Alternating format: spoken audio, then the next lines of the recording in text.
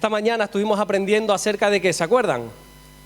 Del mayor mandamiento, el más importante, ¿qué es cuál? ¿Cuál es el mayor mandamiento de todos? ¿Cuál es el mayor mandamiento de todos? Entender que el Señor uno es. Y la consecuencia de entender que el Señor uno es, ¿cuál es?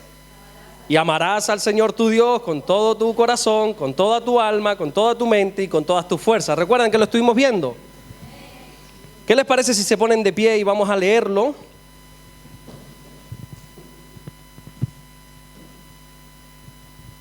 Allí en el Evangelio de Jesús, narrado por Marcos, capítulo 12,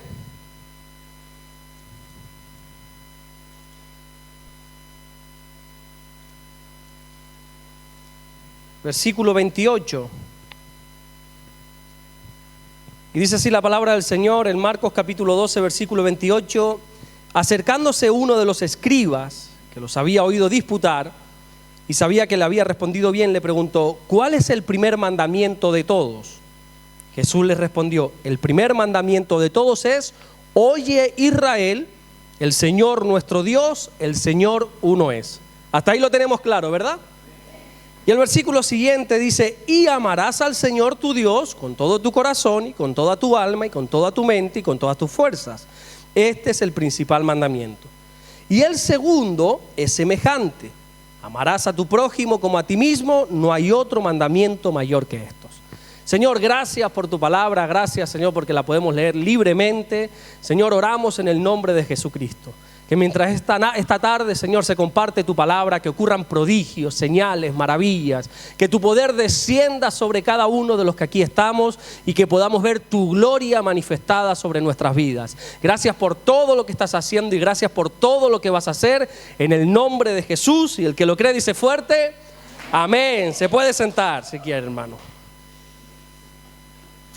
Bueno, aprendíamos esta mañana la importancia de entender cuál es el primer mandamiento. Muchas veces confundimos acerca de que el primer mandamiento es amar al Señor con todo lo que somos y con todo lo que tenemos, y ya vimos que no, que el primer mandamiento es entender que Dios es uno y que Dios lo que quiere es exclusividad, que solo a Él le sirvamos y que solo a Él le adoremos. Y cuando nosotros entendemos que Dios es uno, la consecuencia es amarle con todo lo que somos y con todo lo que tenemos. Aprendimos un poquito acerca de qué era el cuerpo, qué era el espíritu, qué era el alma. Pasamos examen. ¿Recuerdan qué era el cuerpo? ¿Qué es el cuerpo? El estuche, el envase, es la única parte corrompible de nuestro ser. Es lo que prácticamente no sirve para nada. Se nos presta por unos cuantos años, 80 al más robusto, dice la Biblia, ¿verdad? Y después se va a convertir en polvo. No va a servir para nada más este cuerpo. Luego aprendíamos que el espíritu es esa parte eterna que Dios ha puesto en nosotros, que es totalmente dependiente de Dios. Nuestro espíritu no puede sobrevivir sin Dios, de tal manera que si no lo acercamos a Dios, nuestro espíritu se va apagando. Por eso Pablo aconseja a los tesalonicenses: no apaguéis el espíritu, no dejen morir el espíritu. Porque si nosotros no nos acercamos a Dios, que es espíritu, dice la Biblia, el espíritu se va apagando.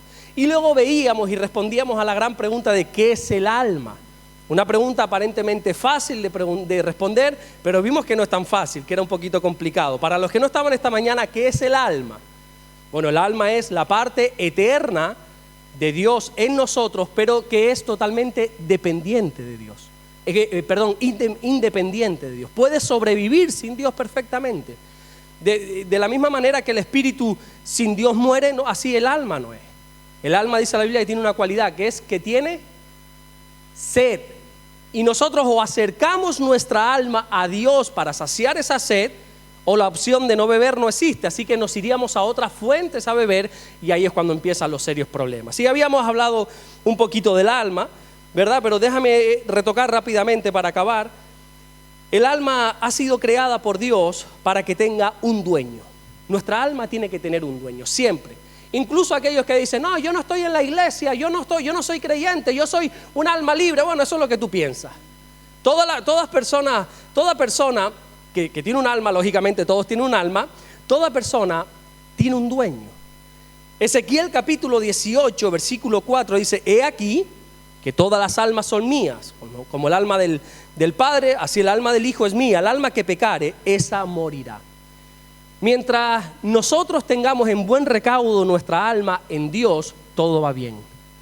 Pero cuando nosotros nos acercamos al pecado, empezamos a coquetear con el pecado poquito a poco, a través de la tentación, a través de pequeñitas cosas, entonces ahí es cuando el enemigo quiere hacerse dueño de nuestras almas. La Biblia dice en Juan 8:34, de cierto os digo, que aquel que hace pecado, esclavo es del pecado. Recuerdo una vez que me decía un chico, pongo muchas veces este ejemplo porque me hace gracia, porque me decía, es que tú eres esclavo de ahí, de la iglesia, siempre estás ahí metido en la iglesia y no sé qué, y me dice, yo sin embargo soy libre, y me lo dijo mientras estaba, ¿verdad?, ahí esclavizado con lo que tú sabes en las manos, yo soy libre. Digo, tú estás más esclavo de lo que tú piensas. A veces nosotros pensamos que somos libres, o aquellas personas que están sin Dios piensan que son libres, y sin embargo Jesús dice que el que está enredado en pecado es esclavo del pecado. Como bien decía un hermano esta mañana, en el alma están los sentimientos, las emociones, y cuando la Biblia dice que tenemos que amar a Dios con toda nuestra alma, significa que hay que involucrar también nuestros sentimientos y nuestras emociones. Para mí es inconcebible, no quiero decir ni que está bien ni que está mal, pero para mí es inconcebible el hecho de servir a Dios con una cara mustia. ¿Sabes? ¿Se entiende esa expresión, mustia? ¿Cómo estás, hermano? Bien. Dios te bendiga, ¿cómo es? Aquí, echando días para atrás, se dice en Canarias. ¿Qué tal? Bien, un día menos, o un día más, como lo quieras decir. Pero tú dices, échale ganas a la vida, hombre. Mi mujer a veces a ese tipo de gente le dice, pues tú no tienes sangre en las venas, tú tienes leche, tú tienes horchata en las venas, ¿o qué? Échale ganas a la vida. Y a veces yo veo gente sirviendo al Señor como con una desgana, ¿dónde va? A la iglesia. Con esa actitud no vayas. Vete al circo que lo han puesto aquí ahora, aquí al lado, vete al circo, a lo mejor te lo pasas mejor.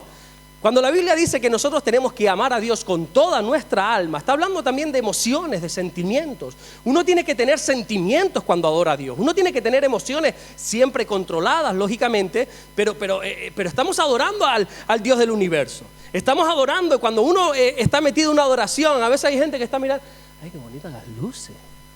Ay, está haciendo unas cosas que yo digo, no está amando a Dios con sus sentimientos, con sus emociones. Uno le tiene que poner garra, uno le tiene que poner emoción, coraje a lo que está haciendo. Cuando servimos al Señor hay que meterle emoción y sentimientos también. ¿Amén? ¿Ustedes creen eso? Así tenemos que ser.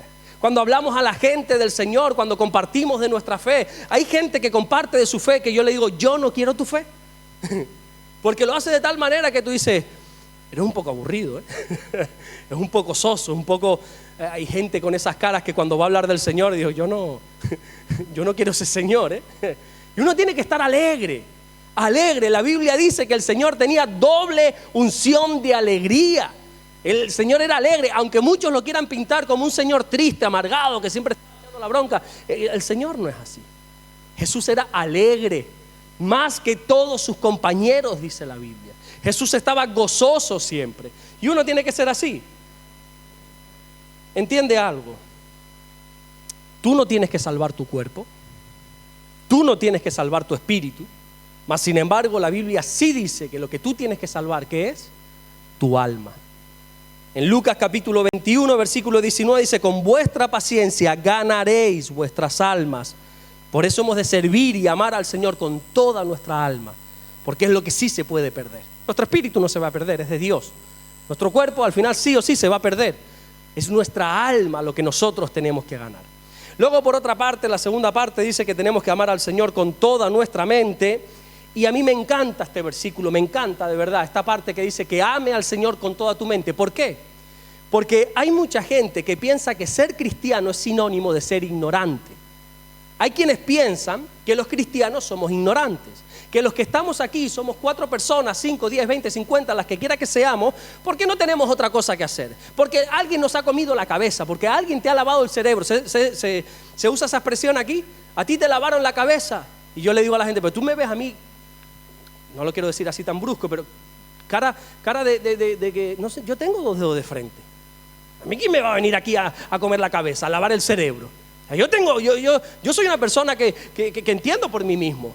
Entonces a veces la gente piensa que porque somos cristianos somos bobos, Que porque somos cristianos somos ignorantes. Y no, tú estás ahí porque tú no entiendes. No, a lo mejor el que no entiendes eres tú. La Biblia dice que uno tiene que amar al Señor, ¿cómo? Con su mente. Hay gente que dice que la fe no se puede razonar. Sin embargo, yo no puedo amar al Señor si no lo entiendo primero con mi mente. Mi corazón no se puede deleitar en algo que mi mente no entiende. La palabra de Dios se puede totalmente razonar. De hecho, hay un versículo que, si no recuerdo mal, está en la primera carta de Pedro, que dice que nosotros tenemos que estar preparados para presentar defensa con mansedumbre y reverencia, con mucho respeto, ante todo aquel que demande razón de la esperanza que hay en nosotros, dice la Biblia. Ante todo aquel que demande razón. ¿Qué espera la gente ahí fuera de nuestra fe? Razón. Mira, vienes a la iglesia porque así lo dice el Señor. No, eso sirve para ti y para mí. La gente ahí fuera está esperando que tú razones tu esperanza, que tú le razones de Jesús, que tú razones tu fe, que tú le puedas decir, oye, no, yo me congrego porque me siento bien cuando me congrego, porque voy a alabar al Señor, que puedas razonar por qué tú estás aquí. Nosotros no somos burros con las orejas así que por aquí, nosotros somos ovejas, dice la Biblia. Nosotros podemos decidir, podemos razonar, podemos entender, y la Biblia se puede razonar. Lo de la fe ciega, perdona que te diga, yo no estoy de acuerdo. Yo no tengo una fe ciega, yo tengo una fe que se puede razonar. Y ese razonamiento aún me acerca todavía más a Dios, cuando razono el porqué de las cosas. Amén. Primera de Corintios 15:58 dice: así que, hermanos míos amados, estad firmes y constantes, creciendo en la obra del Señor siempre, sabiendo que vuestro trabajo en el Señor no es en vano. Nosotros tenemos que estar creciendo siempre. Y ese creciendo siempre también es en nuestra mente, en nuestra inteligencia, en nuestro conocimiento de la palabra del Señor. ¿Y cómo no vamos a servir a Dios con nuestra mente si la Biblia es la fuente de la sabiduría? La Biblia es la fuente de la sabiduría. El mundo está perdido, está loco buscando la sabiduría. Y aquí está la fuente de la sabiduría. De hecho, hay un versículo que dice que nosotros tenemos la mente de Cristo. ¿Tú crees que Cristo era un ignorante? ¿Crees que Cristo no sabía las cosas? Cristo era una persona sabia, la más sabia de todo el universo. Y nosotros tenemos que tener su mente. Luego lo tercero que dice es: amarás al Señor con todas tus fuerzas. Fuerzas no significa tu fuerza física. Cuando ahí habla de fuerzas, habla de recursos. Lo que el Señor está diciendo es que le ames con todo tu corazón, con toda tu alma, con todos tus sentimientos, con todas tus emociones, que razones también, que le ames con tu raciocinio, pero que también le puedas adorar y amar con todo lo que tienes.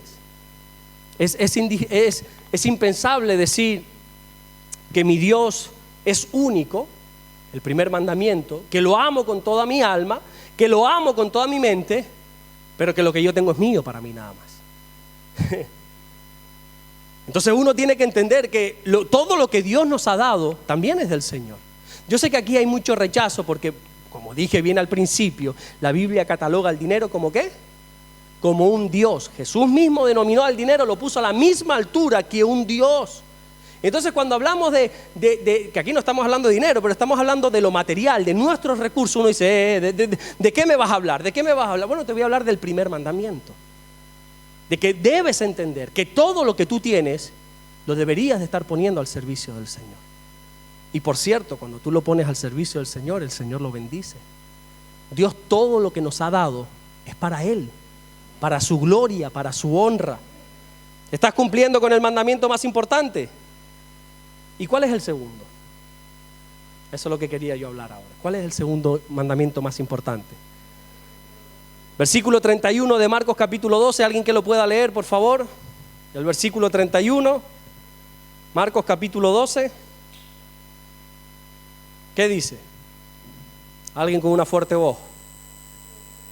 Fuerte, más fuerte, más fuerte, que no te escuché.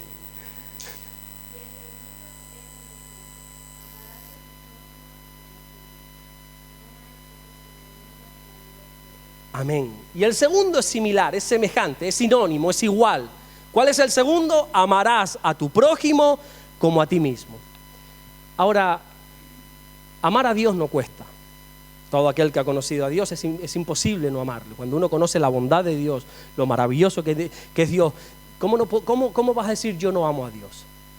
Pero amar al prójimo es diferente.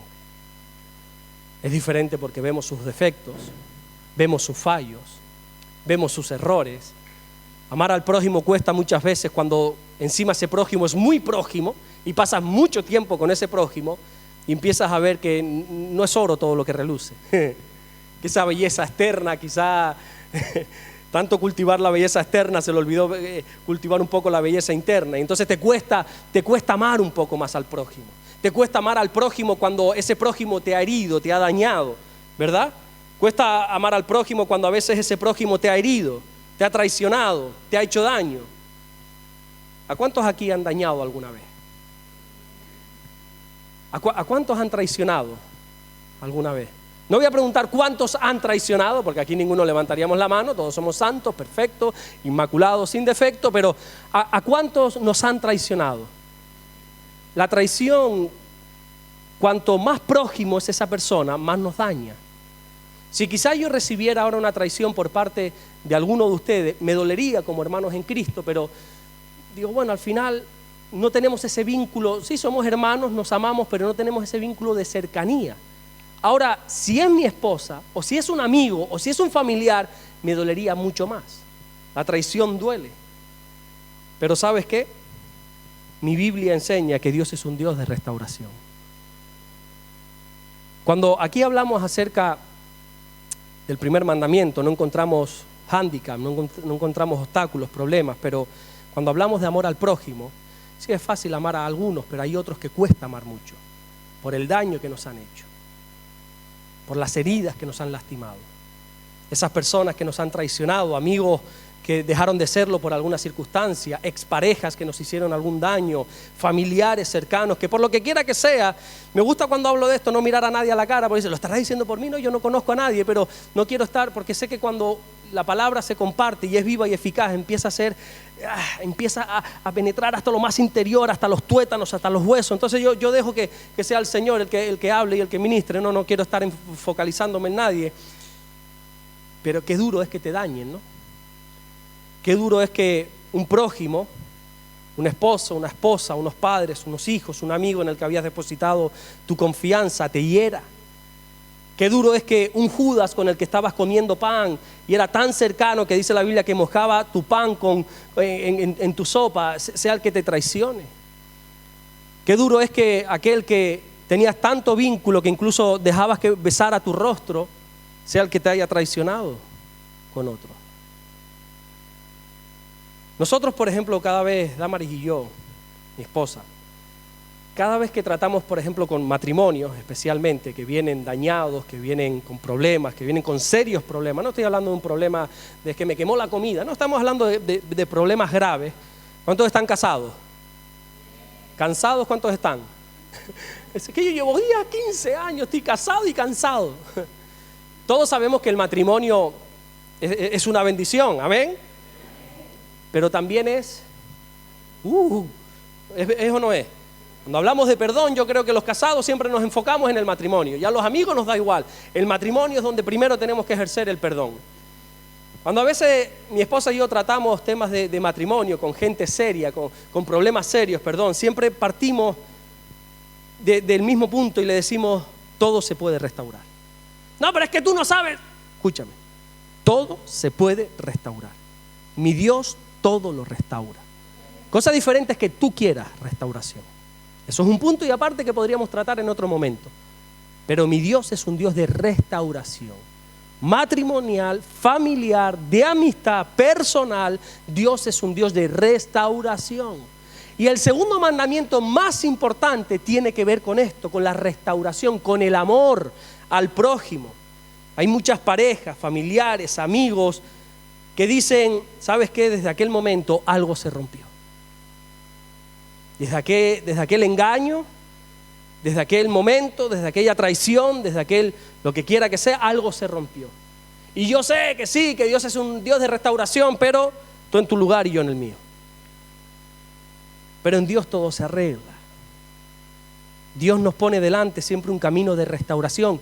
Que ojo, porque esto suena tan bonito, tan romántico, pero no lo es. El camino de restauración es un camino duro. Y atravesarlo duele porque cuando tú atraviesas ese camino, es como Tomás que te va a meter la mano en la herida y va a hurgar y te va a recordar el daño. Y algo que tú intentas tapar con tu mente porque dices, Dios mío, lo que me hizo esta persona, y ya te duele cada vez que lo recuerdas. Hay como a lo mejor solo me pasa a mí, pero y ese daño, ¿verdad? Pero para ser restaurado necesitas que venga Tomás y meta ese dedo en la llaga, en la herida. Porque si te duele es porque hay una herida. No, yo ya lo perdoné. Yo ya perdoné a ese payaso, me dijo uno una vez. No, tú no has perdonado todavía. Uno sabe cuando de verdad se ha perdonado o no. ¿Tú te has dado cuenta que para Dios lo más importante es el amor? Primer mandamiento, entender que Dios es uno y amarle con todo lo que se es y con todo lo que se tiene. Segundo mandamiento, amar al prójimo. Tenemos que amar al prójimo.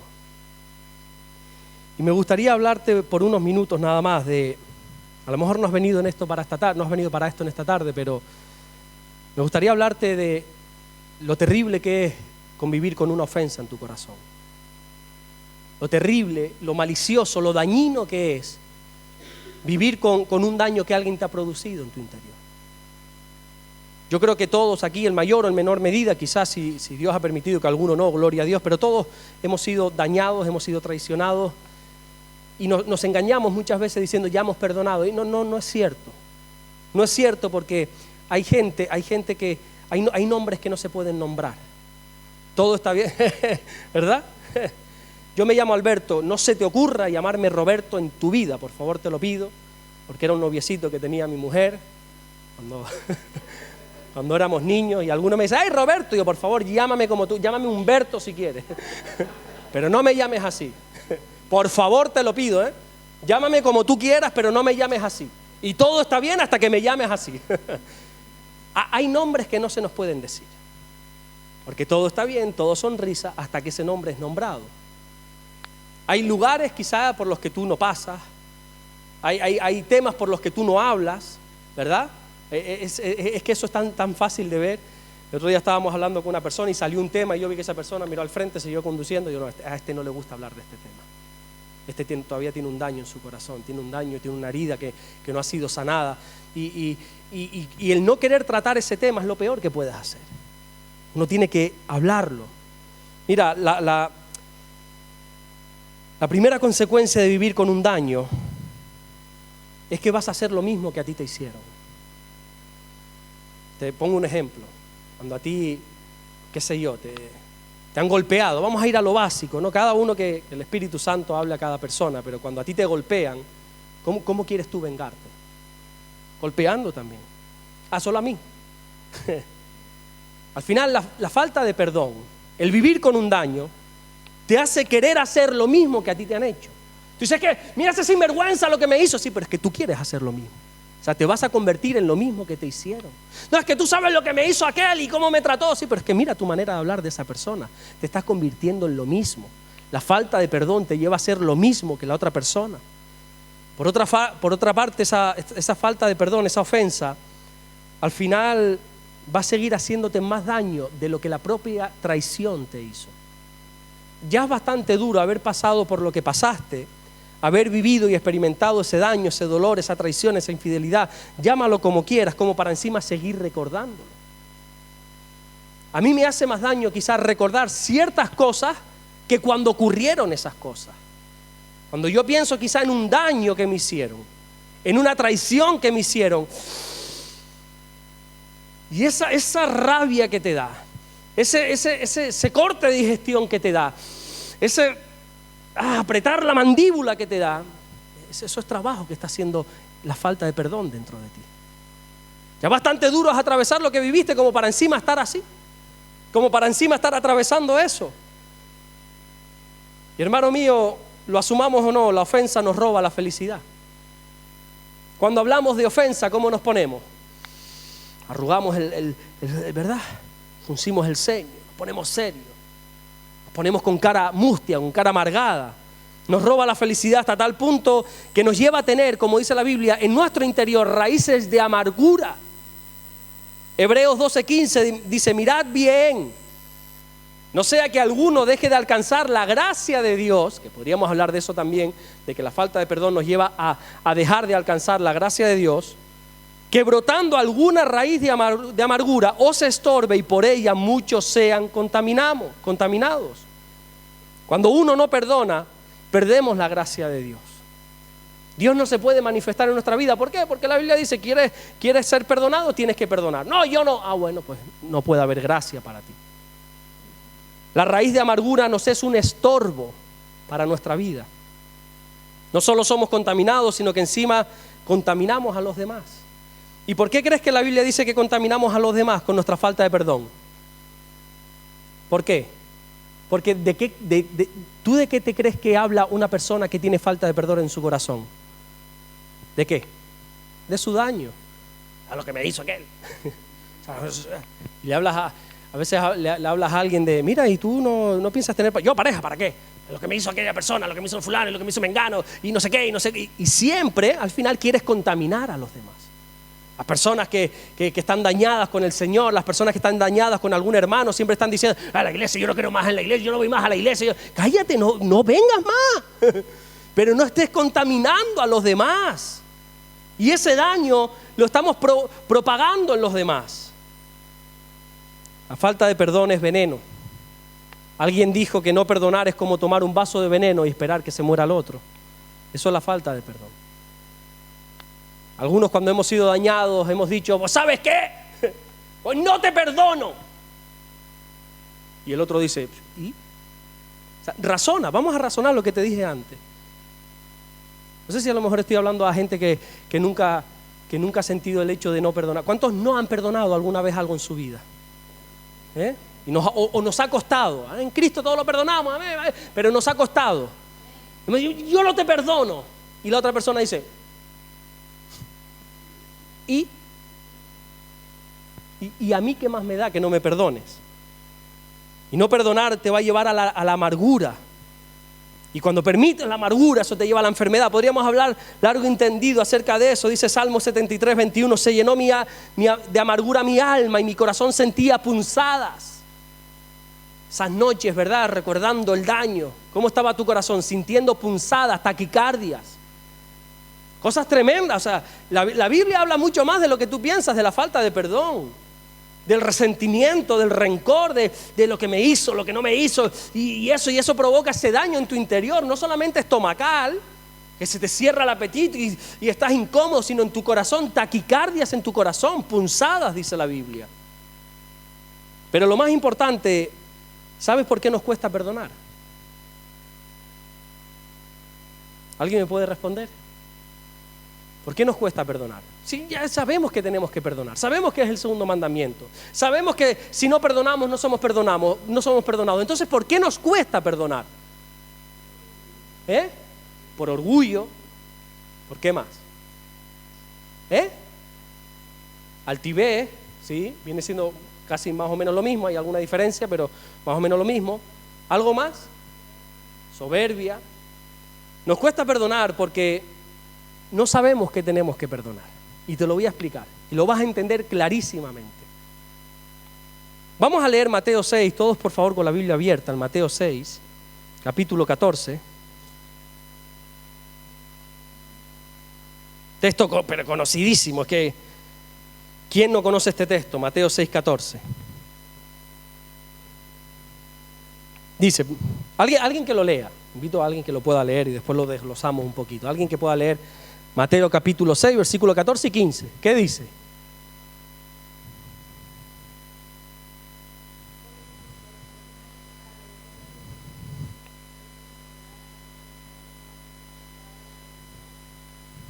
¿Y el 15? Más fuerte, ese más fuerte todavía. No tengas vergüenza, estamos en familia.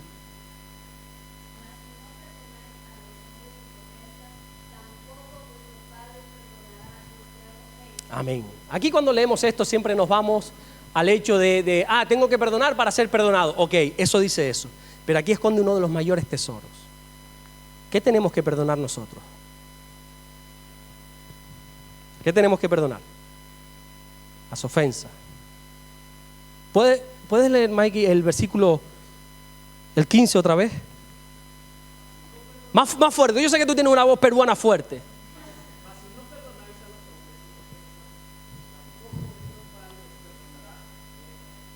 Amén. ¿Qué tenemos que perdonar? Ofensa. Venga, vamos a leerlo otra vez. Vamos que podemos. Mas si no perdonáis a los hombres sus ofensas, tampoco vuestro Padre os perdonará vuestras ofensas. ¿Qué tenemos que perdonar? ¿Cómo es? Ahí es que lo cambia todo eso, Humberto. No son las ofensas.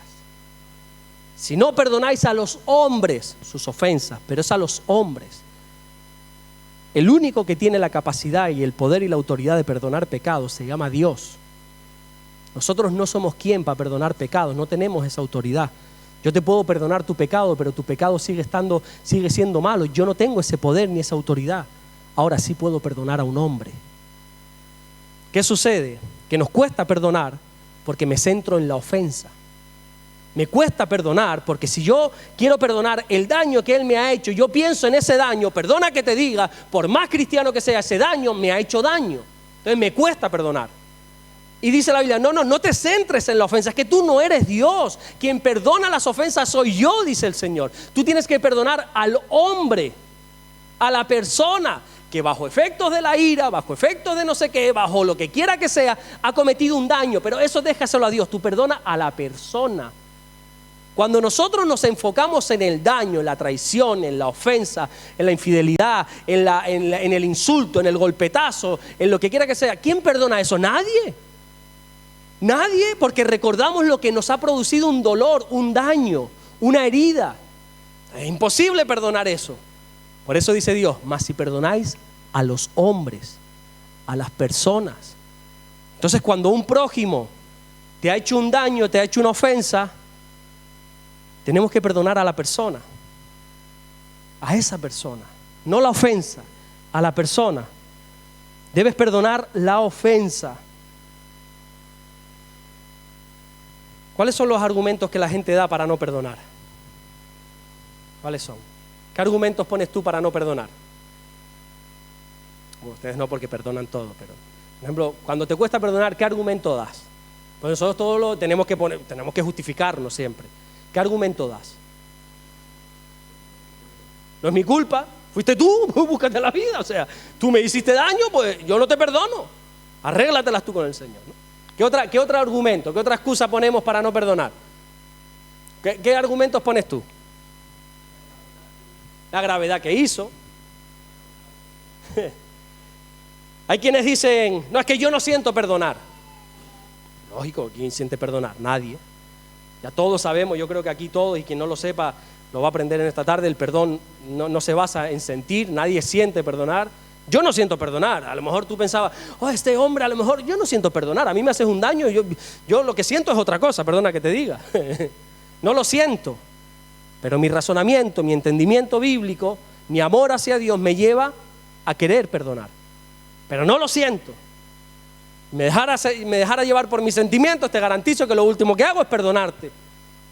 Haría otras cosas, pero no perdonarte. No, es que no siento perdonarlo. Lógico, yo tampoco, nadie de los que está aquí. Es que siento unas ganas de perdonar a este traidor. Nos reímos, pero sabemos que no es así, ¿o no es verdad? Siento unas ganas de perdonar a este que me insultó, a este que me golpeó, a este que me hizo este daño. Wow, es que siento en mi corazón. No, tú no sientes, tú sientes todo lo contrario. Pero decidimos hacerlo por amor a Dios, no por amor ni siquiera a esa persona, por amor a Dios. Otros dicen, no, yo perdono, pero no olvido. ¿Cuántos hemos dicho eso? ¿Ustedes qué piensan de eso? No es perdonar. ¿Qué piensan ustedes de yo perdono pero no olvido? Mira, déjame decirte una cosa. A mí con 15 años, y yo tenía, estaba pues, como sea, y me pegaron unos chicos donde yo vivía, me pegaron, me mandaron al hospital, me tuvieron que operar del pie, porque me partí todo lo que son los metatarsianos de este pie. Los metatarsianos son estos huesos de aquí, pero en el pie no es que me los rompiera, es que me los hice añicos, o sea, destrozado por completo. Tuvieron que operar, me tuvieron que poner clavos en el pie, 6 meses con yeso. Bueno, en definitiva, un desastre total ahí en el pie. Y eso me ha llevado a que, como no me curé bien la herida, yo siempre tengo que estar con un calcetín puesto porque se me duerme el pie. Claro, aquí con el frío se agradece, pero imagínate en Canarias con 30, 35 grados, con 40 grados ahí en España, un calor que no veas, y yo en verano con el calcetín puesto. Y vas a la playa o vas a cualquier sitio con calcetín puesto. Y tengo que dormir, mi mujer lo sabe, siempre con calcetín, porque si no se me duerme el pie. Ahora, partiendo de ahí, dime tú, ¿cómo yo me puedo olvidar del daño que me hicieron? Si hay algo que todos los días me recuerda que una persona me pegó. Yo perdono, pero no olvido, lógico. Yo perdoné a esa persona, de hecho, es un muy buen amigo mío ahora, él me fue a ver al hospital, bueno, tuvimos una diferencia de palabras y luego, gracias a Dios, pues pudimos hablar, lo que quiera que sea, pero perdonar no es olvidar. Por favor, entendamos eso. Perdonar es recordar y que ese recuerdo no te haga daño. Es lógico que tú perdones y no olvides. Si perdonas y olvidas, eso se llama, quizás se pudiera llamar falta de memoria, Alzheimer, como quiera que sea, pero nosotros perdonamos y no olvidamos. ¿Tú te has dado cuenta que yo te he dicho que a mí me pegaron? Y me pegaron, una paliza buena, con raquetas y pitones. ¿Sabes lo que son pitones? Lo que se agarra a las motos. Y yo no te lo he contado aquí, es que me pegaron, es que un día, no, yo te lo cuento y a mí no me produce dolor. Pero no me he olvidado.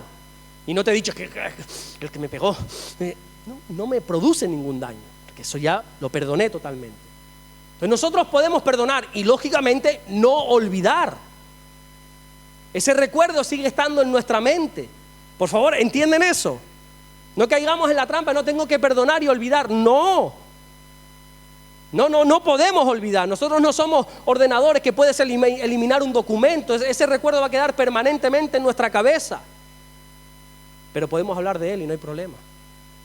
Podemos tratar ese asunto, incluso podemos, como dice la Biblia en Corintios, si no me equivoco, consolar a otros con ese daño que nos hicieron a nosotros. Podemos hablar a otros. Entonces, aquel que dice, no, yo perdono pero no olvido, me parece estupendo. Pero mientras perdone, a mí que olvides o no olvides, eso ya es tu problema, pero perdona. Otros dicen que perdonar es de débiles. Lo que quieren es venganza, ¿verdad? ¿Tú crees que perdonar es de débiles? Perdonar es de duros. Es de gente valiente. Solo los cobardes no perdonan. El que perdona verdaderamente es una persona valiente. Es una persona que ha decidido pasar por encima de sus sentimientos, de sus emociones y amar a Dios por encima de lo que siente. Necesitas perdonar y por alguna razón el Señor nos está llevando a hablar de esto. Porque el perdón te liberta. Si no perdonas, esa persona te va a seguir por el resto de tu vida. Siempre. Y hoy estamos en Bruselas y yo creo que aquí nadie ha nacido en Bruselas. Bueno, puede ser que alguien sí. ¿Sí? No sé. ¿Quién ha nacido en Bruselas? ¿Tú?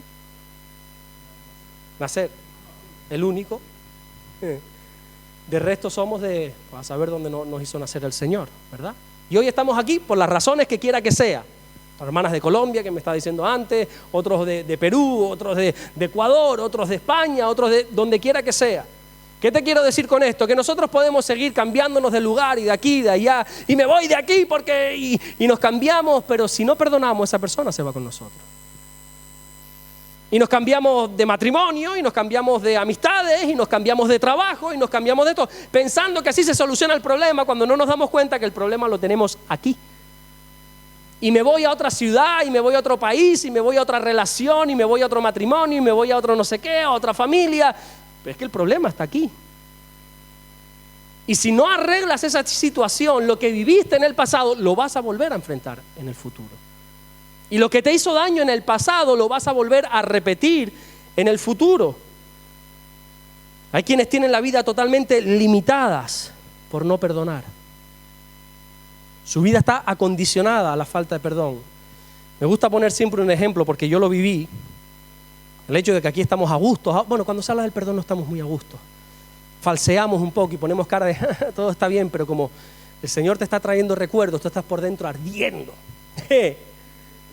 Pero podemos estar aquí a gusto, de fiesta. Vamos a tomar un café, vamos a tener comunión ahora y tomamos y no sé qué. Y solo basta que entre cierta persona por esa puerta para que todo cambie para ti.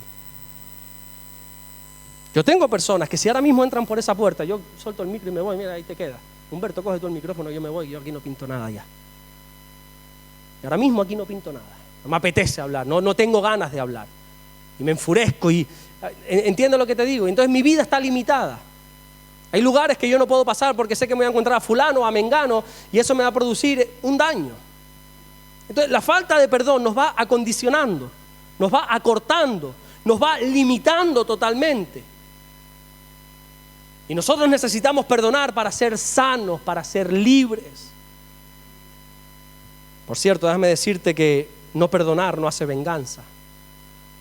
Tú muchas veces dices, pues no lo voy a perdonar a este tío para vengarme de él.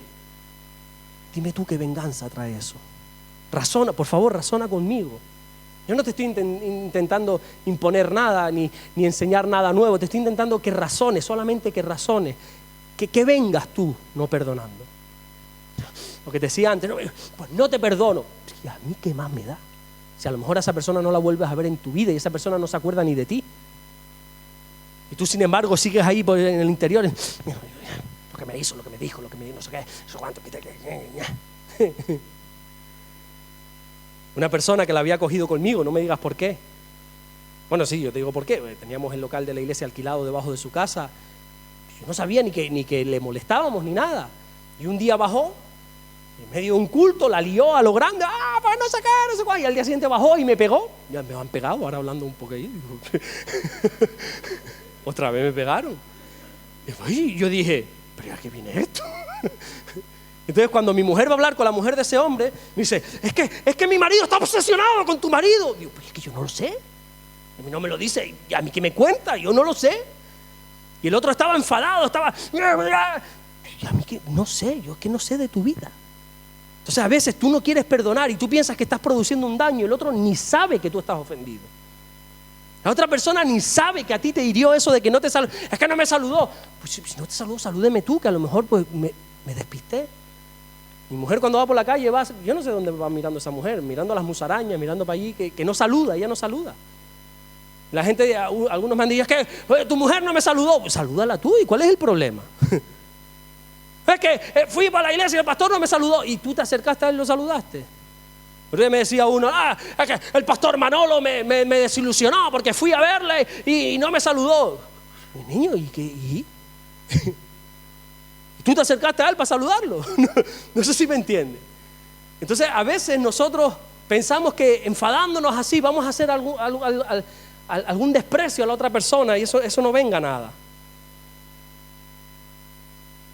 Yo te reto algo ahora mismo, en esta tarde, ya terminamos. Dime una sola cosa buena, una sola cosa positiva que trae el no perdonar. Si tú me dices solamente una cosa buena que trae el no perdonar, dejamos de predicar y nos vamos a tomar café ahora mismo. La alarma. Esa es la alarma del Señor que tienes que perdonar. Más claro no te lo puedo decir.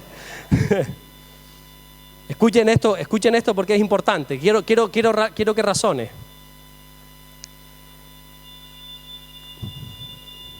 No sé si pasa algo. Dime, intenta decirme solo una cosa, algo positivo que te trae el no perdonar. Solo una cosa. Si tú logras decirme en esta tarde una sola cosa buena que te trae el no perdonar, cerramos la Biblia, cerramos los ordenadores y vámonos a tomar un café, que aquí estamos perdiendo el tiempo. ¿Alguien podría decir algo? Es que yo no perdono y me siento bien, es que yo no... Entonces, ¿por qué no perdonamos? ¿Por qué no dejamos ir la ofensa que nos hicieron? ¿Por qué no soltamos la ofensa? Tengo mucho más aquí para hablar de la falta de perdón, pero yo creo que bueno, que al final está todo dicho. Y que quien quiere perdonar, perdona.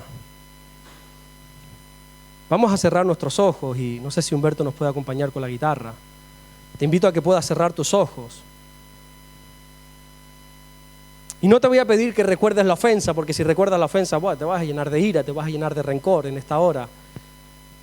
Pero sí que puedas escuchar las palabras que el Espíritu Santo trajo a través del Señor cuando dijo, tienes que perdonar al hombre su ofensa.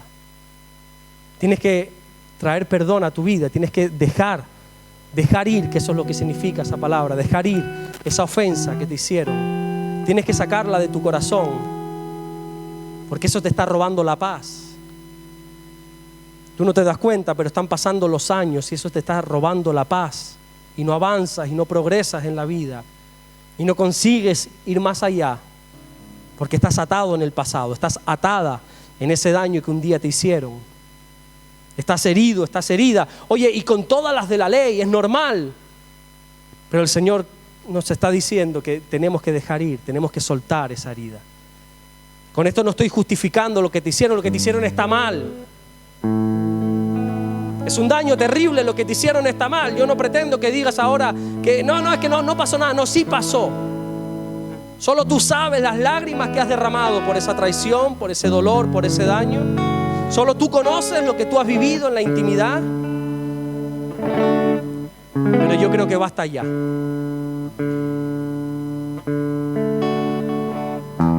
Yo creo que hoy puede ser un día de liberación, un día maravilloso, donde podamos comenzar a vivir lo que el Señor dijo, que yo he venido para que tengan vida y vida en abundancia. Y esa vida en abundancia no se puede llevar con rencor. Esa vida en abundancia no se puede seguir arrastrando a personas que te hirieron, que te hicieron daño. Esa vida abundante no se puede experimentar, no se puede vivir con rabia en tu corazón. Te invito a que puedas ponerte de pie en esta noche.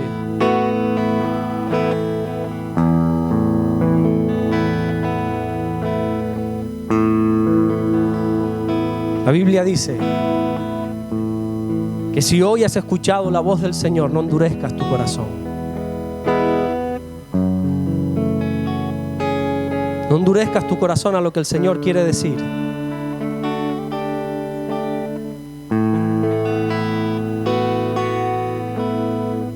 El Señor ha hablado acerca del perdón, que Dios sabe que yo no quería, por lo menos no quería, no es que no quería hablar de esto, pero el Señor nos ha llevado a mi esposa y a mí en esta noche a hablar de este asunto.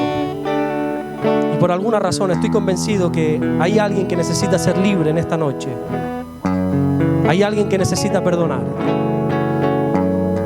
Hay alguien que necesita dejar ir esa ofensa, ese daño que le hicieron. Y te estoy hablando quizás de hace tiempo o algo reciente, no sé.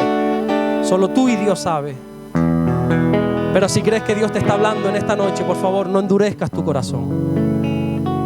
Por favor, yo te pido, no endurezcas tu corazón. Y déjate ministrar por el Señor. Deja que el Señor te pueda hacer libre y arrancar de tu corazón esas raíces de amargura que te tienen esclavo, te tienen esclava ese daño. La Biblia dice, mía es la venganza, dice el Señor. Tu falta de perdón no venga a nada. Déjale el asunto a Dios. Deja que el asunto lo trate Dios. Y tú déjate llenar por su presencia en esta hora. Si tú consideras que tienes que perdonar a alguien, me gustaría que te pusieras a cuentas con el Señor, ahí donde estás, en voz baja, porque el de al lado no tiene por qué saber. Eso es entre tú y Dios nada más, entre tú y Dios, pero ponte a cuentas con el Señor ahora. Si tienes falta de perdón, que solo tú sabes, el Espíritu Santo nos está trayendo una palabra para que nos pongamos a cuentas delante de Él. Así que ahí donde estás, me gustaría que tú comenzaras a hablar con el Señor para ponerte a cuentas con Él. No hay más excusas, no hay más argumentos. Todo lo que podamos decir queda invalidado frente a la palabra del Señor. El primer mandamiento es amar al Señor y el segundo es amar al prójimo. Y dentro de ese prójimo hay mucha gente que nos ha hecho daño y a esos también tenemos que amar. Pero si no los perdonamos va a ser imposible amar. Así que hermano mío, hermana mía, ponte a cuentas con el Señor. Los tiempos son cortos, los tiempos son difíciles y el Señor viene pronto. Y sería una tragedia que no te puedas ir con Él por esa falta de perdón. Que dejes de alcanzar la gracia de Dios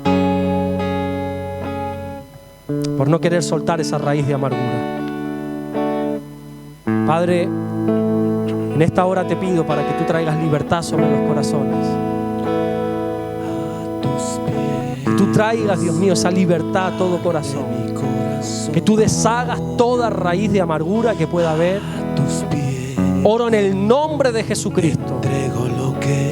para que tú pongas el querer como el hacer por tu buena voluntad en la vida de mis hermanos, para que ellos deseen perdonar, que puedan perdonar a esas personas, a esos familiares, a esos amigos, a esos compañeros,